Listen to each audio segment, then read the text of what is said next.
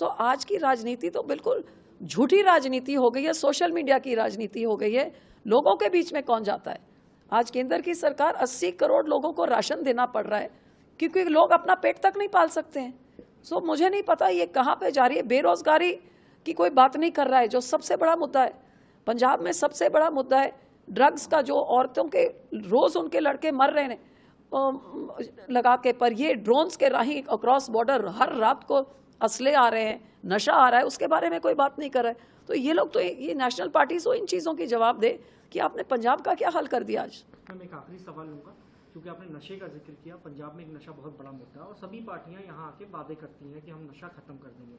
आप देख रहे हैं कि उद्योग पंजाब में कम आ रहा है, बल्कि बगल वाले राज्यों में ज़्यादा उद्योग हो रहा है। इसी से साथ में प्रधानमंत्री मोदी जो है मेडिटेशन पे जाएंगे कन्याकुमारी। तो मैं यही दो सवाल आखिरी लेते हुए आपको क्या रहा है? देखिए, उद्योग यहाँ से भाग रहा है क्योंकि जब से ये आम आदमी की सरकार आई है total loss of law and order नाम की कोई चीज़ ही यहाँ पे नहीं रही है। यहाँ पे गैंगस्टर्स का राज चल रहा है। लोग घर से बाहर निकलते हैं तो उनके मोबाइल, उनकी बालियाँ, लोग घर के अंदर बैठे हैं तो घर के अंदर आके गोली मार के चले जाते हैं। यहाँ की सारी सिक्योरिटी जेल में गैंगस्टर्स की सिक्योरिटी में यूज हो जा रही है, या मुख्यमंत्री और उसके परिवार के लिए, या फिर केजरीवाल और उसके परिवार के लिए, या वो जो उन्होंने एमपीज इधर उधर से इंपोर्ट किए हैं।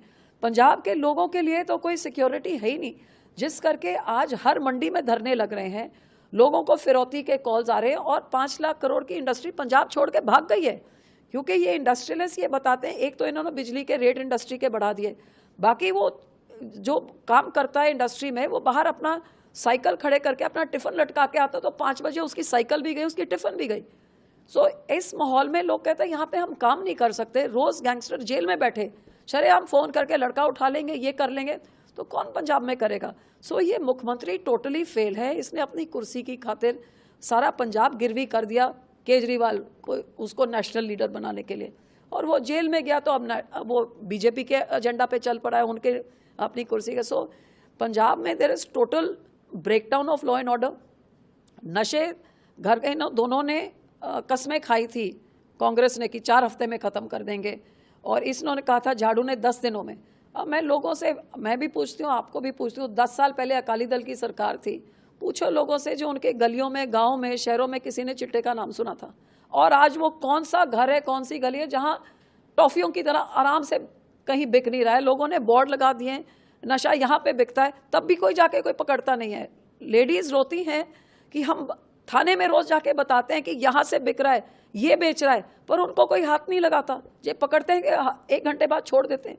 अब यहाँ के मंत्री जी जो मेरे खिलाफ लड़ रहे हैं, उनके घर के सामने शरेआम नशा बिक रहा है। इधर बठिंडा शहर के जो यहाँ के एमएलए, उनके घर के सामने नशा बिकता है। पूछिए आप शहर वालों से। सो जब इतने आराम से बिक रहा है, इन्होंने अपने महीने, इनका खुद झाड़ू का एमएलए अमृतसर का, वो अपने मंत्री को बताता है कि मेरे इलाके में सरकार और प्रशासन नशे बेच रही है और पैसे ऊपर जा रहे हैं। ये बिल्कुल सही है कि इन्होंने अब नशा तस्करों के साथ इन्होंने महीने बांध लिए। पैसे दीजिए, जाओ नशा बेचिए, हाथ नहीं लगाएंगे। पुलिस खुद बताती है, हमें बोला गया हाथ मत लगाओ। ऐसे ही तो नहीं सरकारी शय के बिना इतना नशा बिक रहा है ना। सो पंजाब की जवानी को रूइन किया जा रहा है।